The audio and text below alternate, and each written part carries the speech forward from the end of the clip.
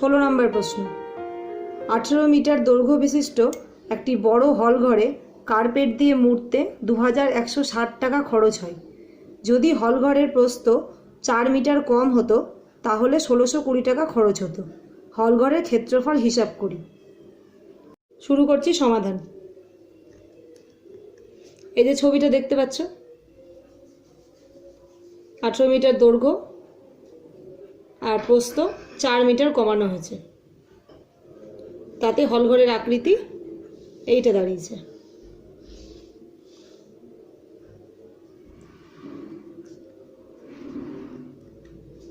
প্রস্থ 4 মিটার কমলে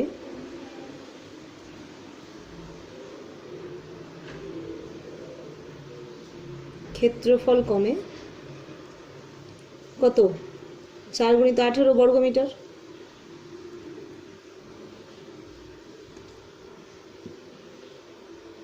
বা 72 বর্গ মিটার। এবং এর জন্য খরচ কত কমবে?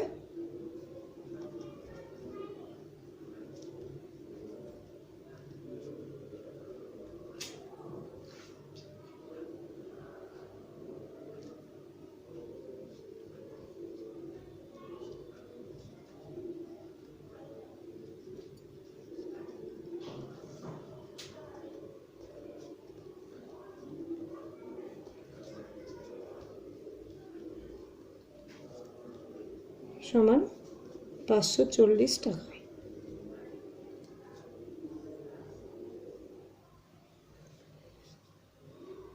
অতএব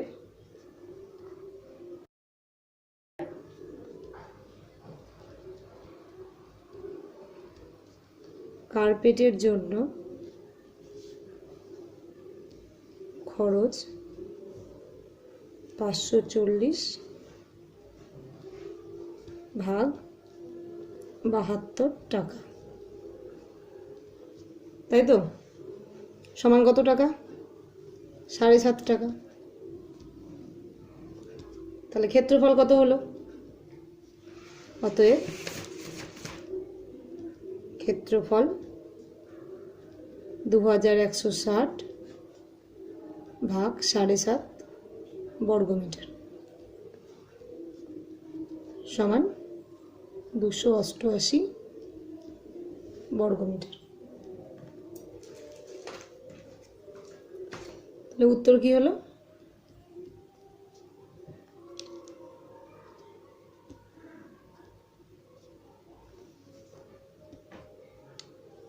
হল ঘরের ক্ষেত্রফল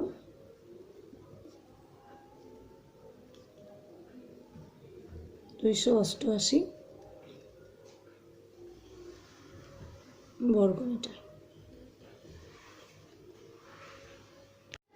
18 নম্বর প্রশ্ন।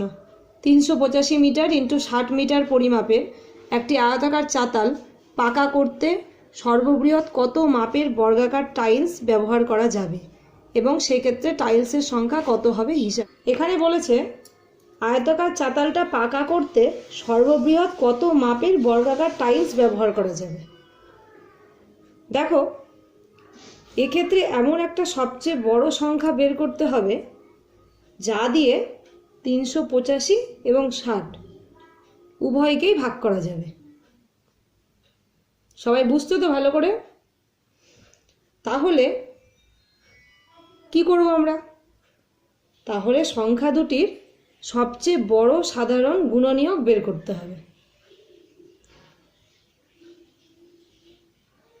সবচেয়ে বড় গুণনীয়ক মানে সংখ্যা দুটির গসাগু বের করতে হবে। তাহলে দেখে নিই সবচেয়ে বড় সংখ্যাটি কি হচ্ছে। তাহলে কি হলো? 60 এবং 385 এর গসাগু হলো 5, কারণ সংখ্যা দুটির মধ্যে 5 হলো সবচেয়ে বড় সাধারণ গুণনীয়ক। 5-এর চেয়ে বড় এমন কোনো সংখ্যা নেই যা দিয়ে 60 ও 385 উভয়কেই ভাগ যাবে। অতএব আয়তাকার টাইলসটির দৈর্ঘ্য কত হলো? 5 মিটার, প্রস্থও হলো 5 মিটার। অতএব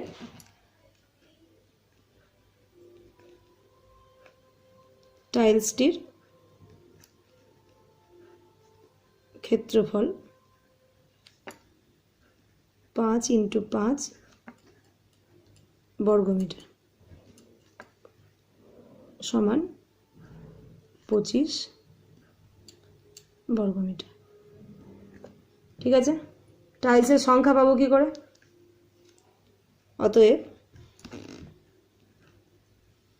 অতএব টাইলসের সংখ্যা সমান কত হবে? চাতালের ক্ষেত্রফল মানে 60 × 385 বর্গমিটার আর বাই টাইলসের ক্ষেত্রফল মানে 25 বর্গমিটার, এত টি সমান কত হবে? হলো 924টি। তাহলে উত্তর কি হলো? বর্গাকার টাইলসগুলির মাপ 5 মিটার × 5 মিটার এবং সেক্ষেত্রে টাইলসের সংখ্যা 924টি।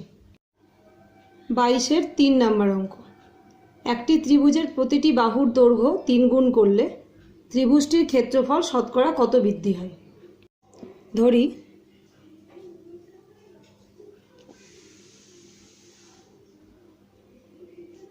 সমবাহু ত্রিভুজটির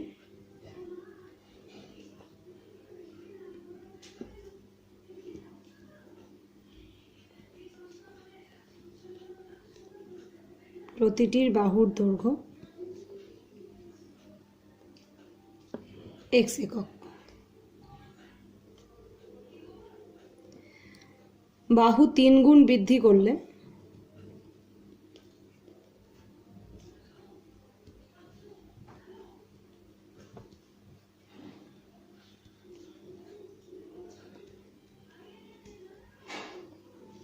দৈর্ঘ্য হবে 3x একক। সমবাহু ত্রিভুজের ক্ষেত্রফল আমরা জানি √3/4 × বাহু স্কোয়ার। তখন দৈর্ঘ্য যখন x একক তখন ক্ষেত্রফল হবে √3/4 x² বর্গ একক। দৈর্ঘ্য যখন 3x একক তখন ক্ষেত্রফল কত হবে? √3/4 × 3x এর হোল স্কোয়ার বর্গ একক। তাহলে ক্ষেত্রফল কতটা বৃদ্ধি পেল?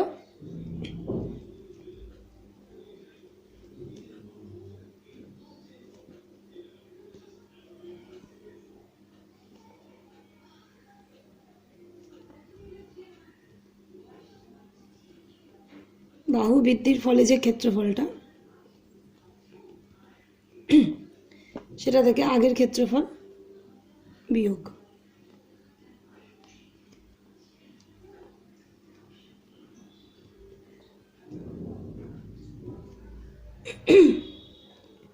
সমান হবে √3/4 8x²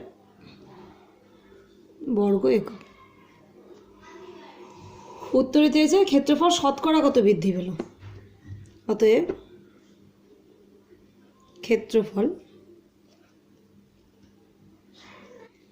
ক্ষেত্রফল বৃদ্ধি পায় √3/4 8x² বাই √3/4 x² × 100% মানে 800%। তাহলে উত্তর কি হবে? ত্রিভুজটির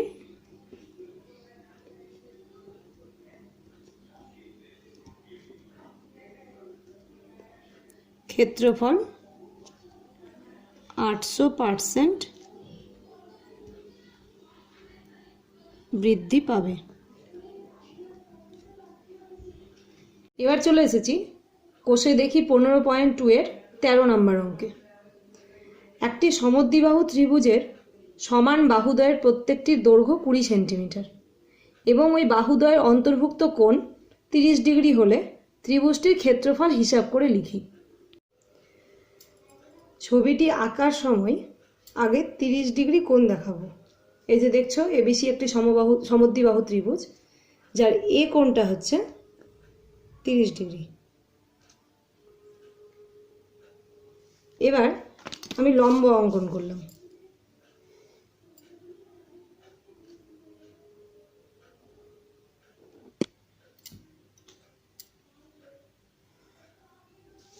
ঠিক আছে, লম্বটার নাম দিলাম BD। লম্ব অঙ্কন করার ফলে এই কোণটা আমার কত হলো? 90 ডিগ্রি। এটা হলো 90 ডিগ্রি। তাহলে এই কোণটা কত হবে? এই কোণটা হবে ত্রিভুজের 3টি কোণের সমষ্টি 180 ডিগ্রি। তাহলে 180 বিয়োগ 90 বিয়োগ 30 মানে কত হলো? 60 ডিগ্রি। ঠিক আছে,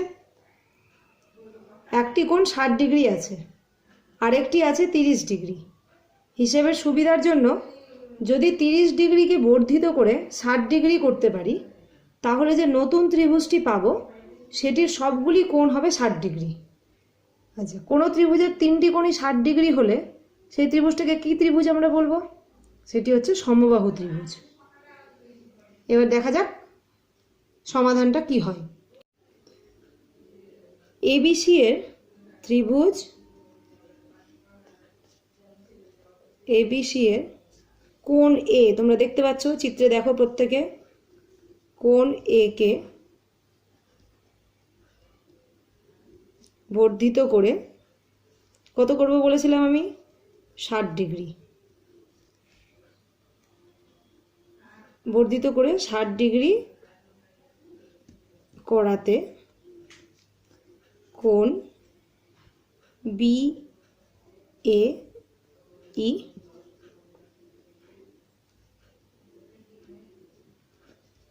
পাওয়া গেল।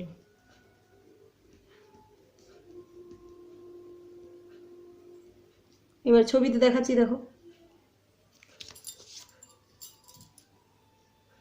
টোটাল কোণটা হলো 60 ডিগ্রি। এ কোণটা 60 ডিগ্রি, বি কোণটা 60 ডিগ্রি। তাহলে দুটো যদি 60 ডিগ্রি হয় তাহলে আরেকটা কোণ কি হবে? 60 ডিগ্রি।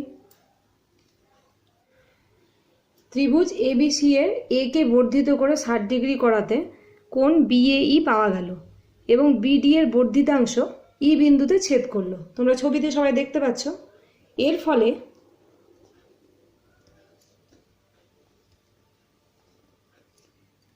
নতুন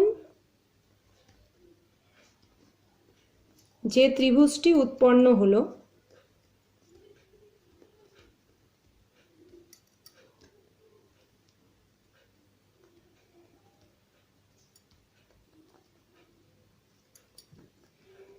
সেটি একটি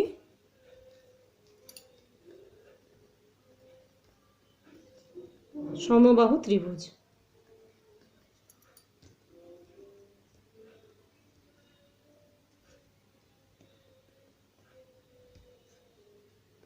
যার নাম এ বি ই। হবে তো? বিষয়টি ঠান্ডা মাথায় বোঝার চেষ্টা করবে। এবার ত্রিভুজ এ বি ই এর কোণ এ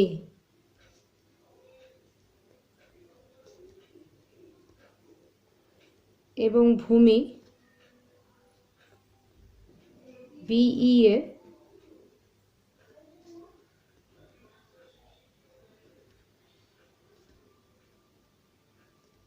সমদ্বিখণ্ডক এডি বা এসি, তাই তো? অতএব বিডি সমান হাফ অফ বিই সমান কত হবে? 20/2 সেন্টিমিটার বা 10 সেন্টিমিটার। যেহেতু এবি সমান বিই সমান এই সমান 20 সেন্টিমিটার।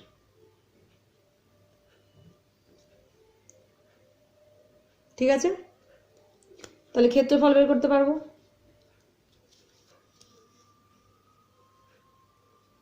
অতএব ত্রিভুজ এবিসি এর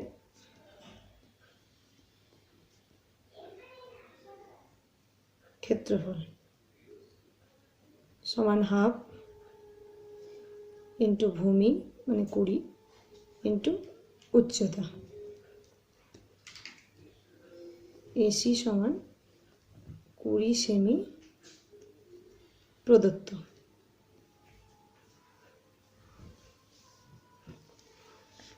সমান কত হবে ক্যালকুলেশন করবে, 100, এখানে লিখবে বর্গ সেন্টিমিটার, সমান 100 বর্গ সেন্টিমিটার। উত্তর কি হবে?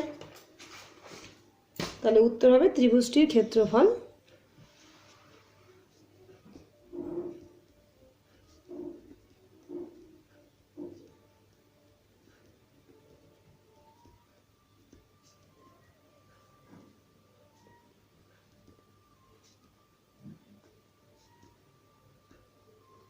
একশো বর্গ সেন্টিমিটার।